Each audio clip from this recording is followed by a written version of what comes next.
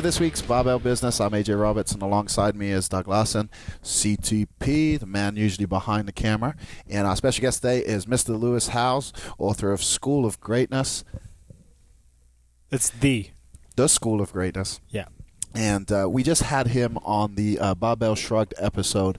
So if you're listening to this and you haven't listened to that, head over there first as he talks about his 8 principles of greatness. We're going to get into, on this episode of Barbell Business, really pursuing your passion, relentlessly pursuing your passion. And we've known each other for a long time. Yeah. And obviously where we were when we first met and where we are now is extremely different. But maybe you can go back to that point and on the business side on kind of the change for you, because it was via, you had an injury in sports, which led you to something even better with business. Yeah, first starting out, I was playing arena football, making money, doing what I loved, which was awesome. Then I got injured, and I was going to try to figure out what was next. And so for 2 years, year and a half, I was on my sister's couch, but really for 2 years, I was just trying to figure out how was I going to make money and what was I going to be doing. I had this taste of this lifestyle where I got to train and play and get paid. And all I have to do is work 4 hours a day, and I got paid.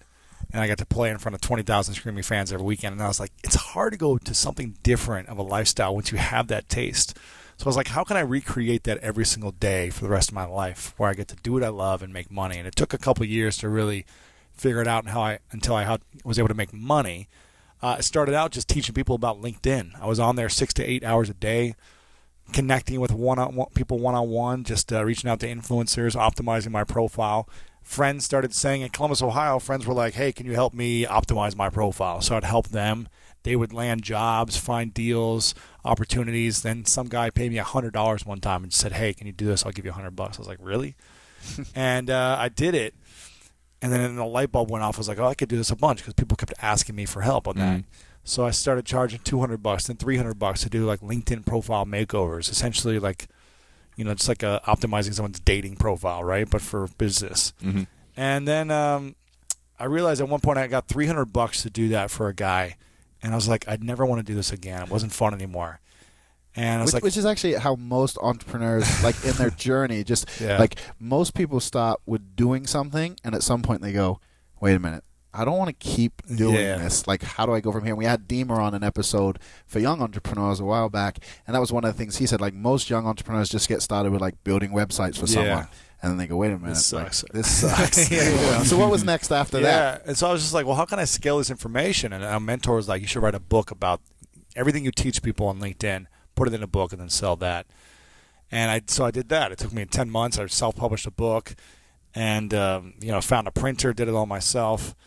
Although I didn't do it like Chris over here. We had like 400 pages in the book, and that other story. I don't know if you're gonna have that up somewhere. He pretty much paid $3,000 for sheets of paper when he thought he was buying a printed version of his book. His book was not bound. Yes. So rookie mistake. I started hosting these LinkedIn networking events around the country, and I'd get like 300 to 500 people to show up, and I would sell them my book 1-to-1. And then I'd get sponsors for these events, and I would get commission from the food and bar at the venues I was hosting them. And that just continued to evolve. And I remember thinking I was making a few grand a month, but I was really hustling, just doing these events and schlepping books one by one, selling them for $10 a pop. Which is one of the principles, right? Hustle is one of the principles. Hustle is one of the principles. I was hustling, and I was making something from nothing. And I think that's what all entrepreneurs do. You guys had this idea for doing this podcast. It was you made something out of nothing. It was just an idea that's now this multi-million-dollar business. And I remember I started going to networking events. I started going to like the industry trade shows. This was an affiliate conference I went to. The affiliate conference? Is that what it's called? Affiliate Summit. Yeah. I went to Affiliate Summit in Vegas. A friend of mine said, you should go to this conference. So I attend there. He's like, you're going to meet people, and it's going to be a game changer. And I was like, okay, I got to go. And I went there, and I met Joel Comm, who was a big internet marketer at the time, New York Times bestselling author. I think he was the first person to have a book on Twitter. Twitter and AdSense and all these different things. Yeah, Google Ads. Yeah. And I met him, and I pitched him about LinkedIn, why it was more powerful than Twitter, because he had this book out. And he goes, okay, interesting. And he calls me like a couple months later. He says, hey, I'm doing this social media boot camp around my book. And I got the person on Twitter, on YouTube, on Facebook, and I don't have anyone on LinkedIn because no one's talking about it. Will you come on and do a presentation on my webinar? I said, sure. Oh, so that was your first webinar? First webinar was with Joel Comm. Gotcha. Yeah. And I was living at my brother's house. I was renting a room for $250 a month. Big spender. Big spender. Living the life. So did your sister kick you off the couch? Just after a year and a half, she was like, okay, I think it's time you leave. Were you a good couch person? Did you at least do the dishes or? I was pretty bad. I wasn't that bad, but I wasn't that good. Does she still love you? She does. Yeah. Okay, I okay. pay for a lot of stuff. Do you know Ori Bangel? The Oh, couch surfing Ori? yeah. Yes, that's funny. You were living his life. Exactly. So I was like, sure, I'll come on a webinar. I never heard of what a webinar was before that. I did no clue. But it was just like Joel Comm was such a big deal that I was like, this is like a game-changing opportunity for me to do this. I had no clue how to set up a sales page. I had no clue how to run a webinar. I'd never received a payment online before. I never put together a presentation for a slide deck. So he's like, okay, just, we'll come on here for about an hour. You'll present, you'll teach about LinkedIn, and at the end you'll sell whatever course you have. I was like, okay, cool. And I was like, I have no freaking idea what he's talking about. I had no clue. I was so scared. I was excited and scared at the same time. So I started asking my friends who had built websites and done stuff. And I was like, what do I do? How do I get a sales page? How do I do this? I don't have a product. And they were like, just sell something and then deliver it later if people buy. Do another live training a week from that day and call it the advanced LinkedIn training course or whatever.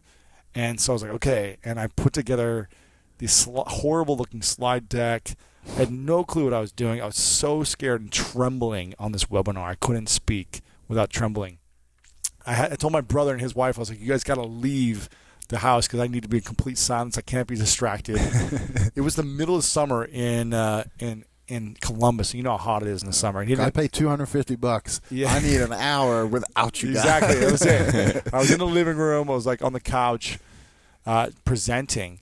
And luckily they couldn't see me because the video camera wasn't on because I was dripping sweat, just sweat coming out everywhere. I had to take my shirt off because it was the middle of this Ohio heat.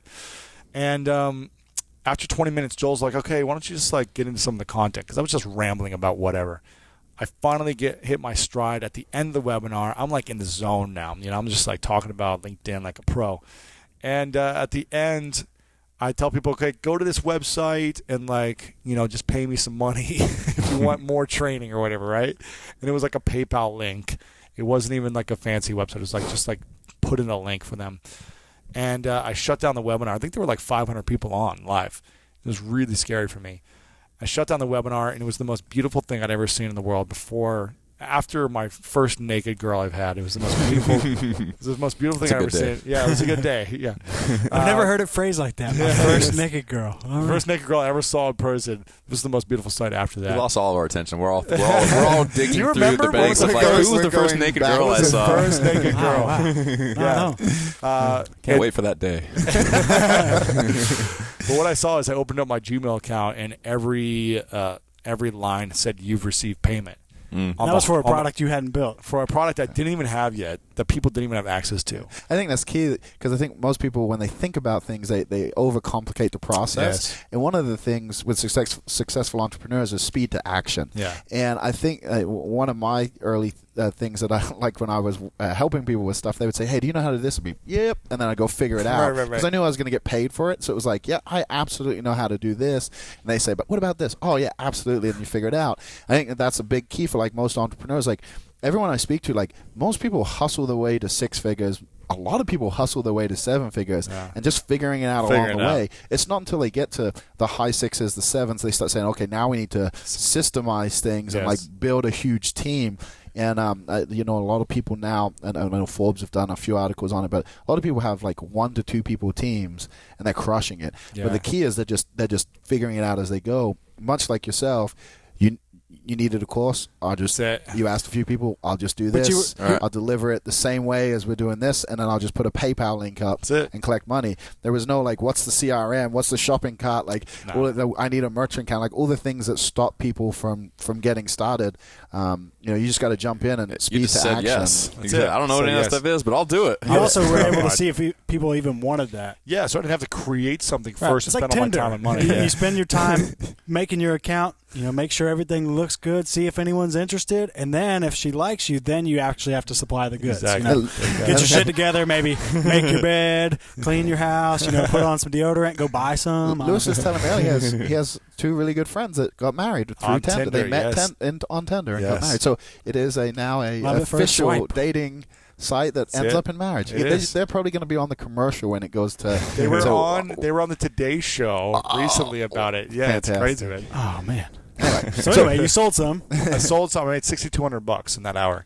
And I remember I was maybe making like $2,000 or $3,000 a month, just like schlepping, hustling, going around the country, doing these events, selling books. It was just a lot of hard work. And when I could just sit there, my brother's place, make $6,200 in an hour, just like teaching something that I was already talking about, I was like, this is unbelievable. I couldn't believe that I can make that much money. I was like, I will do a webinar every day the rest of my life if I make this much. And you did, right? That was So the thing was, you realized the leverage. Like, I can sit here, and it's just a whole story. I can sit in my underwear at the kitchen table, right?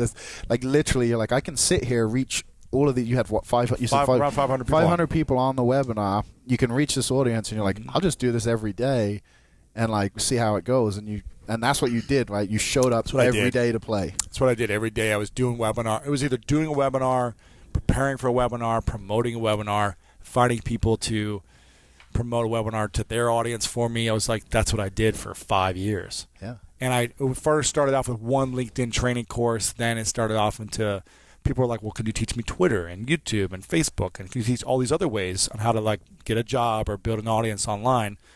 And so I was like, yes. And then I would just figure it out. And then you had people who wanted you to publish them too. Exactly. And you ended up. So now I always refer business like a lot to the music industry because I think a lot of people can see that. But like great musicians start and they put out their albums, they go platinum, then they kind of start a label, and they're friends from the hood. And they'll tell it about like these kids they grew up with that were like crushing it. They'll just go pull and put them on the label and then kind of do something with them, and then it kind of launches their career. So now you had gone from like someone on the couch to creating products to almost like a publishing company. I was publishing and partnering experts with people and going from there. I published. Someone asked about YouTube, and I was like, I knew enough about YouTube, but I wasn't that great. So I I published James Wedmore, who was like the king of it at the time and still is, and we launched his our course that he got a percentage of every sale. So, and then we launched a Facebook course around Amy Porterfield, who's now blown up. We kind of like launched these people's careers through our marketing efforts. And it's been a powerful thing.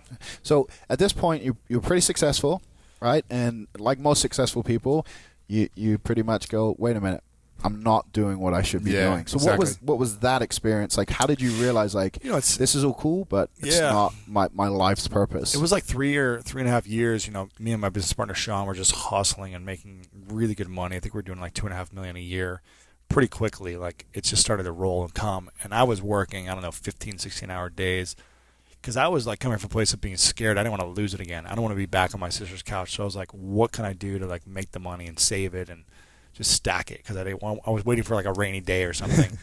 And my business partner at the time, he was really great. I didn't know how to do the technical stuff. I had no clue how to like set up a site or the shopping carts or any of this stuff. And he was pretty good at that at the time, so we were a great fit. As we grew, I had different vision than he did. And so I was just like, you know what, this isn't really working for us both right now, but you want something different. So I sold him the company.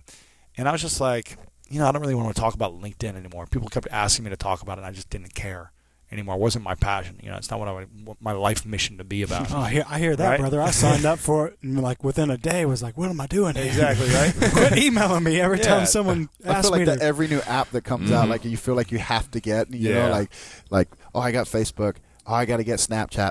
Oh, I got to get Meerkat. I got to get Periscope. Yep. And like you're like, I don't even have time to go into one like, all day long.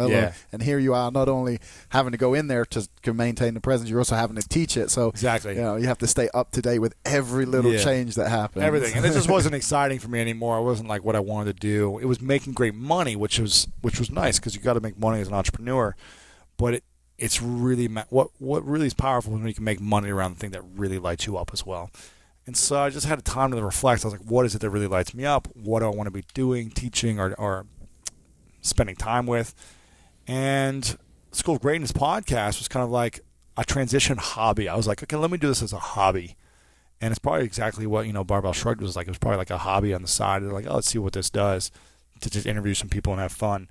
And I was just like, I want to get this information out and be around inspiring people. That's what's fun for me. And if I can inspire others through their wisdom, even better. And as a hobby, it grew into like, just people just fell in love with it. And they kept asking for more and more and more. So it was kind of like, I was teaching LinkedIn earlier, and then people say, well, can you teach me Facebook and YouTube and this and that? And that was cool for a while, but I didn't really care about it as much. But when I was teaching about, entrepreneurship, and then they're like, well, can you teach me how to master my health? And can you teach me about how to build a winning team? And can you teach me about how to have a champion's mindset? I was like, yes, because that's the stuff that I love. And so I will find the experts who are the best at this in the world, and I will share with you their wisdom. And then I've built packages and programs and courses and events around that information. So it's transitioned. Yeah. I mean, I think that's one of the things that most people have this dream job, and they live in what they want and what they do to do it, and then they have the dream job there. And very few people can make that transition. And I always say it comes down to what people's definition of success, which is a question you ask on the School of Greatness. It's, what's your personal definition of success? And I think that is very important, because so many people's definition of success is like a wealth or like maybe a fitness goal or something like that. What is your definition for success? I'm going to turn the tables on you here. Well, I think it's, I ask what's your definition of greatness. It's similar. And for me, I would say success is maximizing the most of the talents you've been given, making the most of your talents, whatever cards you've been dealt, making the most out of those, and then making the maximum amount of impact on the maximum amount of people in the world. For me, that's success. That's fantastic. We're going to take a quick break. After the break, we're going to talk about how Lewis managed to get pretty much anyone in the world to work with him, come on his podcast, and interview him and stuff. So we'll be right back.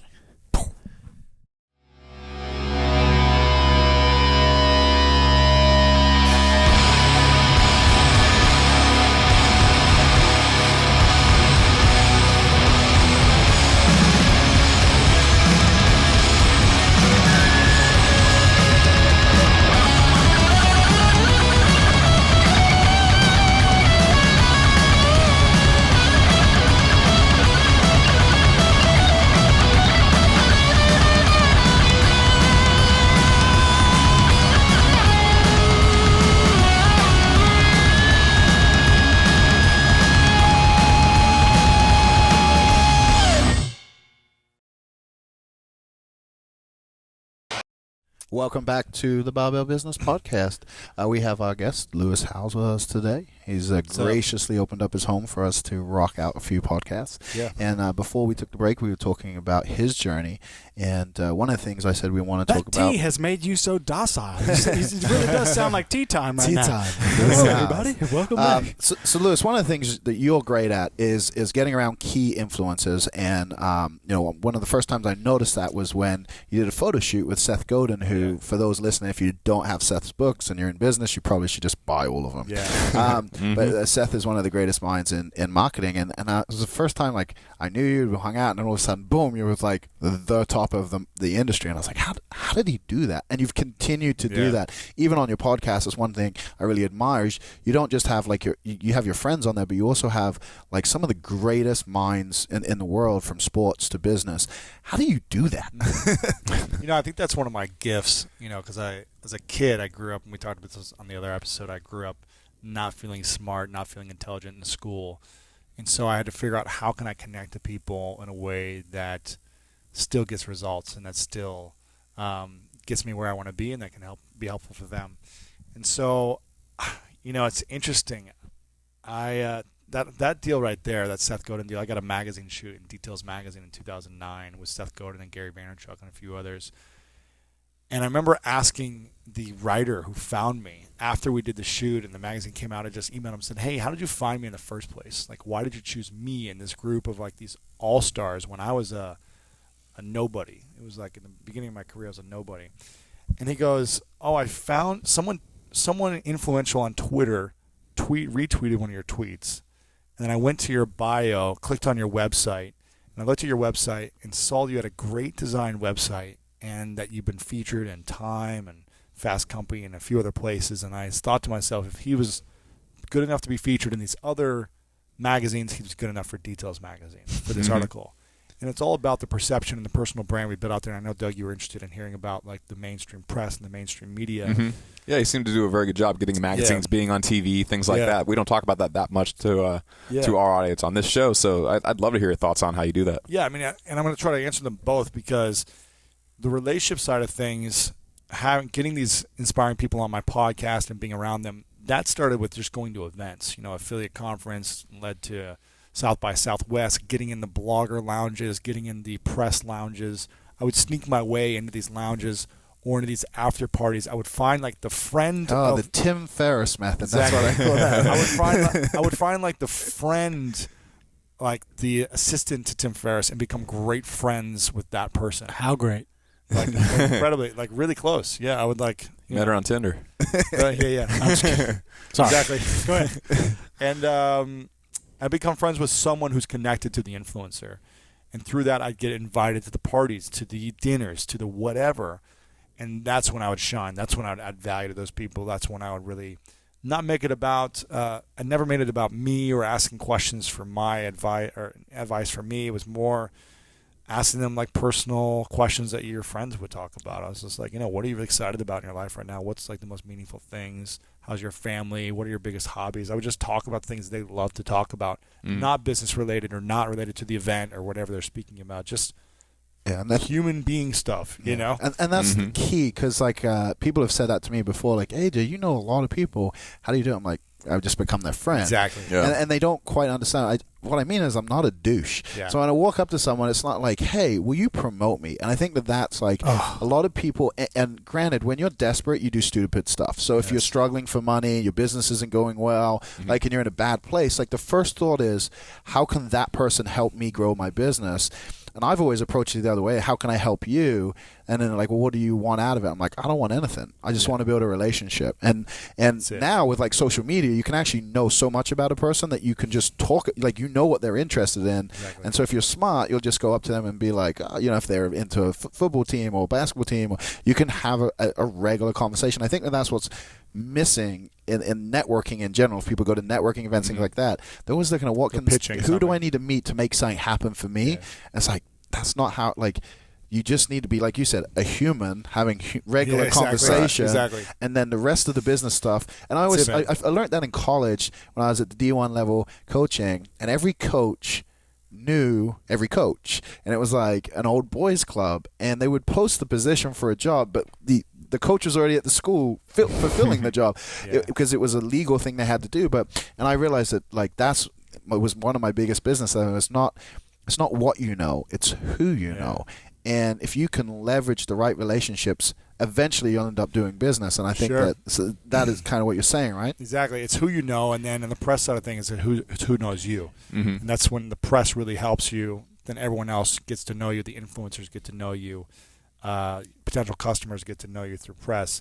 But yeah, for me, it was always about, I never pitched anything. It was always, how can I add value to you and just be in a friendship with you. That's how this whole show started. Mike, well, he's gone now, but he was at an early CrossFit competition, Rich Froning's first year, and Rich was over there warming up for the snatch, I believe, and then Mike and Doug, coming from a background of Olympic weightlifting, walked over and just gave him some, hey, man, you want some tips? Gave him some tips. They developed a friendship. Next thing you know, when me and Mike, Doug, Chris want to have an idea to start a podcast, we can hit up Rich Froning, who's 5 hours away. He can be on episode 2. We podcast with him. Now everybody's like, well, the champ. He had now become the champ. The champ's on the show, and now we have instant credibility. Exactly. Yeah, like, well, Rich has done it. Exactly. So thank you, Rich, who's not listening to this. If you're listening to this show and you are already a fitness industry CEO, or you own a gym, or you're a coach of a gym or something like that, you have knowledge in your head that is relevant and valuable for anyone on the planet. You understand how to eat, how to work out, how to be healthy. Yeah. So if you end up meeting someone like wait a minute, it's like totally the opposite. Back on Tinder.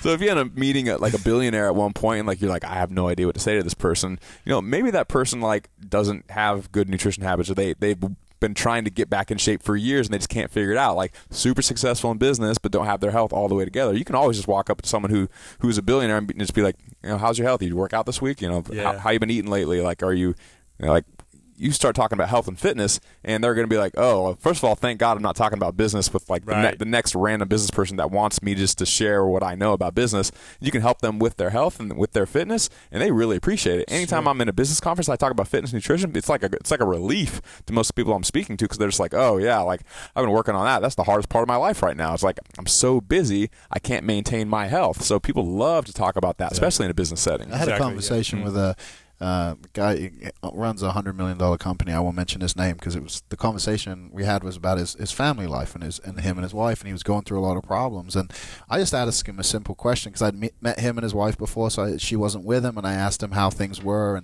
and he just like went off, and like not off, but he just like basically emotionally unloaded.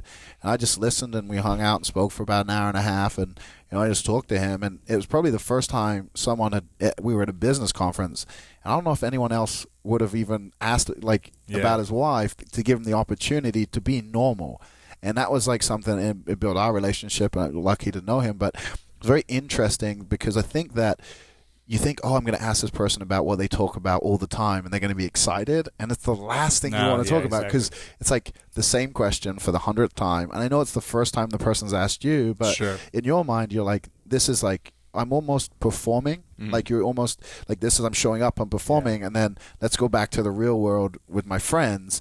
And if you want to be a part of that, you have to become the friend. Like otherwise, you're always going to be the fan, so to speak, or on the outside of the curtain. So it sounds like it worked out very well for you, the fact that you put those credibility builders, so to speak, on your website, the fact that you were in Fast Company and Fortune. What did you say, what magazine they were? Yeah, Time and all these other places, yeah. They're very legit magazines. A lot of people, they might do something like that for a magazine, might write an article for Men's Health or something like that, and then you go to the website, and how do you know? They didn't even put like the big Men's Health logo on there. We were in Men's Health this year for like in the fitness 2015 Fitness Awards, and we don't have any. Yeah, this is like top podcast in the world, Men's Health magazine. All of a sudden, go to our website, we don't have that on there. So like kudos to you for just like making that known enough. Make a note. If someone goes to your website and it's obvious that you're somebody because of what you have on. And it seems simple. If it was Women's Health, it would have been up there. We would have been. People would have known. And it seems simple or just like a simple concept. Oh yeah, just put some logos of where you've been featured, but it adds so much more credibility when a site has that as when they don't have it. And in terms of building relationships, after every episode with someone, this is how I continue to build my network of powerful influencers. I try to create the most meaningful interview they've ever done on a podcast or any TV show or whatever through my podcast. Then afterwards, I say, is there anything I can do to support and serve your mission, whatever you're up to right now? How can I give more to you? Here's what I'm going to do with this. We're going to sell a bunch of your books. We're going to help with this. And then afterwards, I say, is there any other friends that you really care about that has a powerful mission that I could support as well? And they're usually like, oh, yeah, this person, this person, this person. And they're all powerful influencers like themselves. And then I have more guests that I connect with and do this and repeat the same patterns. And just constantly give and serve to the most inspiring, influential people in the world through that method by giving first, never asking for anything in return. It's funny, when I did a podcast recently with a guy named Brian Johnson, who sold his company for $800 million called Braintree. He sold it to PayPal and eBay. I just, afterwards I was like, I just emailed this out to a couple 100,000 people. It's being promoted everywhere right now. Hopefully it's serving you. And he was like, this is amazing. I didn't even ask him for anything, but he said, how can I support you? I said, well, I've got a book coming out. If you want to buy some in bulk for your family or your friends or whatever, your network, that'd be great. And he goes, how about 500 of them? I was like, yeah, that'd be awesome. And so he's like, where do I send the check? And that was it. It was just coming from a place of service, a guy that I just met, just out on the podcast, put it out there, promoted it for him. He said, how can I help? I said, well, I've got a book if you want to buy some copies. And he said, 500 copies.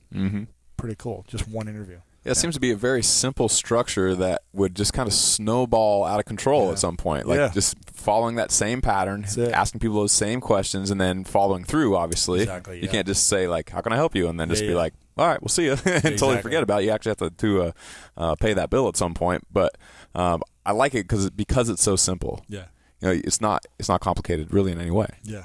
I think those listening might be like, well, that's such a grand scale. Like, how do I do that for me and my business? Well, like locally, there's the same type of community. Like most people, like they don't even know who their local news anchors are. And so like if you want to get on the media, like you can find that out. Usually they're on Twitter. They're all on Twitter, and that's places what I would like do that. too. You can just I would chat, reach right? out to them one by one on Twitter, find out their information on Facebook, whatever. I'd become friends with them on there. And then I'd just pitch them specific ideas. I'd be like, what's the thing that speaks to the audience the most right now? If it's a website that you want to write for, what's the thing that they want the most, your audience? What's the most clicked thing? What's the thing that's watched the most? And they would tell me everything that's the biggest thing they want, and I would give them a story for it. Yeah. And that's what it was. Yeah, that's one of the key principles is infiltrate the influencers. And if you can be among those people, then at some point someone's going to say, well, what do you have to share for us?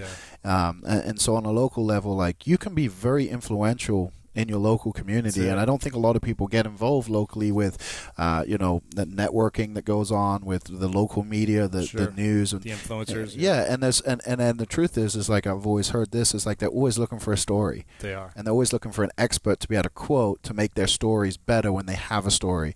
And so if you're just helping them all the time, the first person they're going to think of when they need something is you, because you're the one they go to for help. So it just seems logical. Lewis, obviously you got the book coming out, The School of Greatness. What's after the book? Like, obviously this is a big thing for you. I'm going to predict a New York Times bestseller. But then what? Because I know you think big. Oh man, it's a great question. I've got ideas for like some big stuff, but I mean for next year I'll keep it smaller. I've got an event I'm looking to do in Columbus, Ohio called the Summit of Greatness. And I want to bring the School of Greatness podcast and book, and I want to create a real-world experience for people where I bring the most inspiring people in the world, kind of like a TED, but a younger, hipper, funner experience. And I want to put people through a 3-day journey of almost like, have you read the book, The Alchemist? Mm-hmm. You guys read the book? Yeah, it's fantastic. So I want to put people through like an alchemist journey of their own greatness and see what is working for them in their lives and their business, their health, and what's not working for them.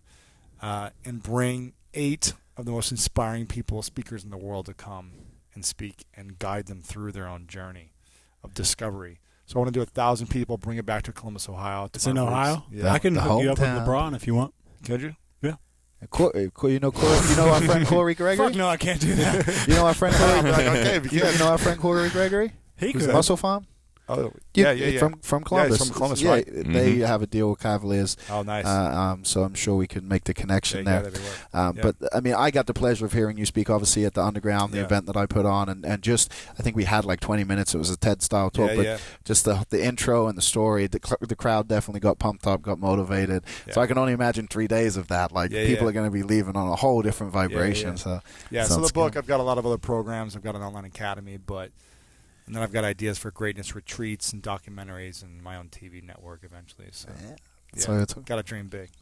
So I'd love to get some of your thoughts on leadership and building a team. It seems that as a company gets bigger and bigger and bigger, it's harder to keep the entire team aligned on your vision for the company and your vision for the future.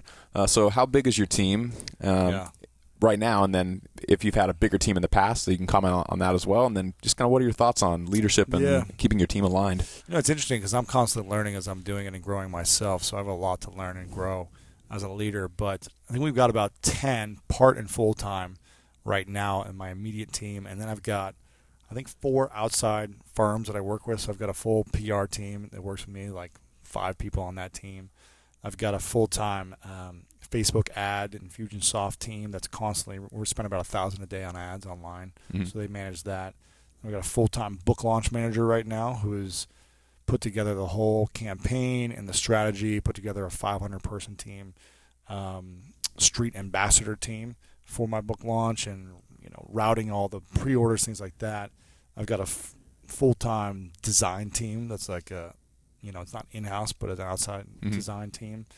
So I've got, and then I've got my, videographer team and, all these other people that I bring in. So I've got like 5 other agencies that come in and work with me. So probably like 25 people in total. And the key was I was trying to manage everyone myself, and I realized like I just didn't have the energy because mostly women are on my team. And man, women just bring a lot of unique energy to a company. So powerful. They ask great questions. So powerful with their energy, but also they can shift the energy quickly if something in their personal life is off. And so sometimes it was Like more, once a month, maybe. I mean, sometimes like every day. But so understanding how to navigate that, and I realized like, okay, I got to the point where I was just handling people's breakdowns throughout the day, and I was never able to get anything done. Mm-hmm. That's Mike's job. So right. So for a couple months, I was like, what do I do? Like, I just had no clue what to do. I was like, I can't get anything done. I'm exhausted at the end of the day because I'm just handling people's breakdowns. Mm-hmm.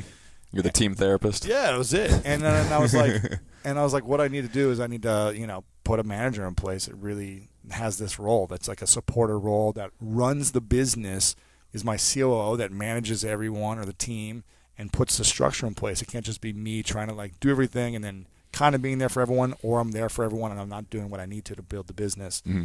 So it's about learning what I need, what's working, what's not working, constantly asking myself for feedback to see if I'm hitting my mark. And if I'm not hitting my mark, then what's in the way? It's just constantly coaching myself and evaluating myself and my team.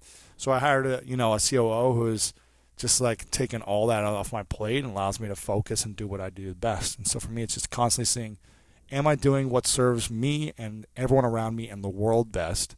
If not, I need to hire someone to fill that role. Mm-hmm. And then is my team happy? So every week we have a call, because most of them are virtual. We have a call every Monday. Mm-hmm. And I ask people, on your happiness level of 1 to 10, where are you at?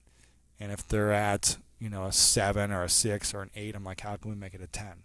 Because my goal is to make them as happy as possible and fulfilled in what they're doing. And if they're not, then they shouldn't be working with the team and the mission. Mm-hmm. So it's constantly just seeing what's working, what's not working, and making sure that I'm a big dreamer. So for me, I'm always inspired by my dreams and by what we're creating. And I feel like we're doing things that no other startup really, that my team couldn't have an experience at any other startup. Like, we're being so creative, and we're doing like book campaigns and launching TV shows and doing all these other events. And it's like we're constantly doing something new and creative that I think if it was the same thing every day, it'd be stagnant for my team.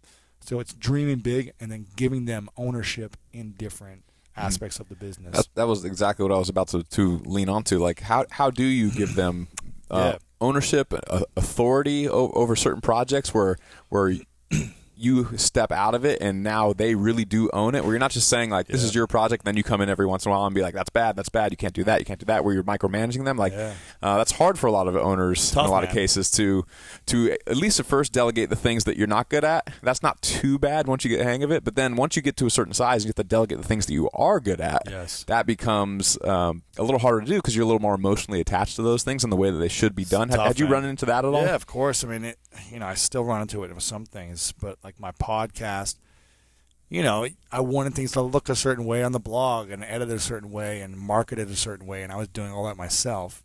And I was just like, this takes like 2 or 3 hours a day. You guys know this takes time to like market it and put it out there and share it on every social media platform and write the email to your email list and do all the steps. And so I started mapping out the system for what happens after.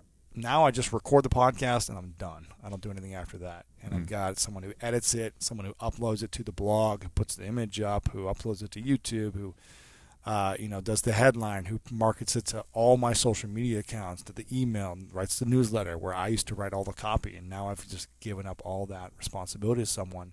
So it's their podcast. Mm-hmm. I just do the interviews. Mm-hmm. And it's freaking scary, man, because no one is ever going to do it your way. No one's ever going to do it the way you can do it, ever. Sometimes they may do it better, and sometimes they might not. Mm-hmm.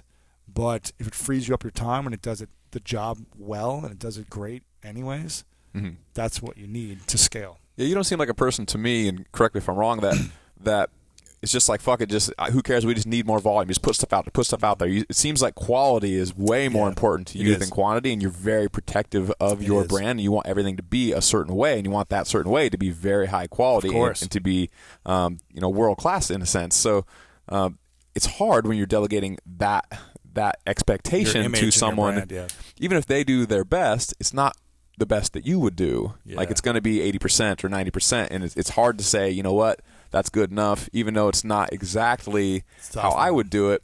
It's still pretty damn good, and to just let it go. Easier said than done. Some people just can't let it go. I think you said it right there. It's to be a great leader, you have to learn to let go. Yeah, of course. Like if you want to be a great athlete, like, you have to let go of your programming. You have to allow, and this is what cracks me up. If if you're a business owner and you're listening and you don't have a coach, like you have to learn to let go. Like you every great person has someone who is guiding them.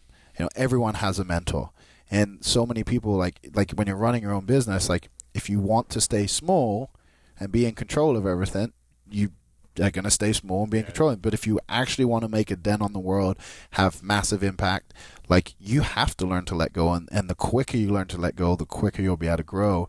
I think that's something that like you can look back at Apple and like Steve Jobs never built an Apple computer. Yeah. But like everyone will always remember him as like the person who built Apple. And I think that it's because he realized early on, like, I'm not going to be the one. Like, he has very high standards. And if you haven't listened to his biography, he would kick people out of meetings, essentially, like, why are you here? And like, I don't need you, get out. Yeah. Like, and it was like only the person he needed in there, and he'd look at it and he'd be like, nope, not good enough, go away. But like, he wasn't the one designing and doing that stuff. He just knew the vision he wanted. And I think that when you can let go of doing the work and realize the power is just knowing what needs to be done, boom, you can grow as big as you can envision, Exactly.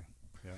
So another question I have for you is you do a show 3 times a week, which is a rough schedule. It's a lot, man. We post Barbell Shrugged and Barbell Business each 1 time per week, and so that's 2 shows per week, and we know how busy that makes us. So 3 shows a week is quite a bit, which is why you've gone from 0 to well over 200 shows in less than 2 years or something like that. 2.5 years.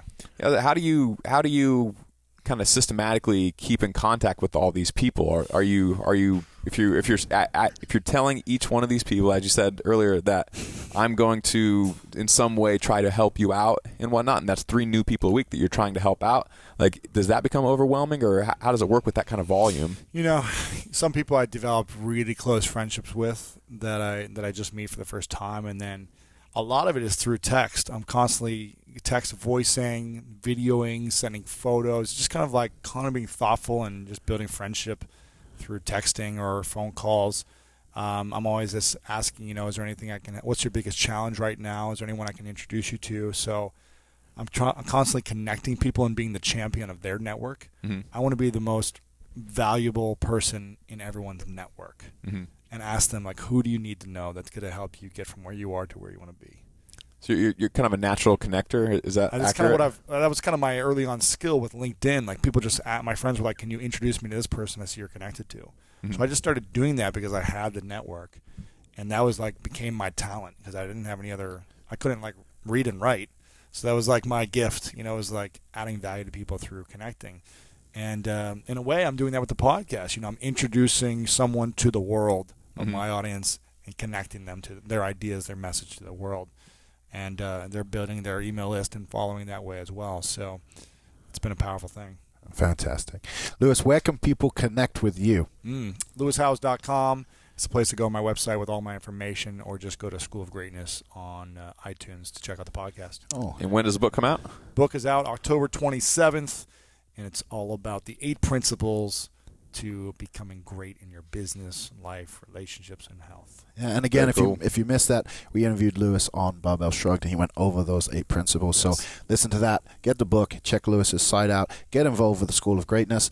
If you're not subscribed to Barbell Business, head over to barbellbusiness.com, opt in for the newsletter. You get updates on everything we do. Give us a 5-star on iTunes, and share this with a friend. Let them know. And this was a video version, so if you listen to the iTunes version and you want to check out the video, head over to YouTube, and that will be on our Barbell Shrugged Head over to Barbell page. Business. Be on Barbell Business? BarbellBusiness.com. Why are you sending these fools to YouTube? Rookie move. No, I'm just kidding. All right, guys, we'll see you next time. Join the conversation every week after the episode over at barbellshrugged.com. This is also where you'll find new episodes of Barbell Shrugged, Technique Wad, Nuggets and Pearls, Barbell Business, Get Change, plus new articles every day on our daily blog, written by us, guests of the show, and some of the biggest names in strength and conditioning. So, go there and leave a comment now. Oh my gosh, wow, that's so cool. Yay, that's so awesome. Did you like this video? If so, subscribe to our channel and share this with your friends. And if you want even more free, awesome resources to help you reach your fitness goals, plus some updates that we only share over email, head over to barbellshrugged.com and sign up for the newsletter.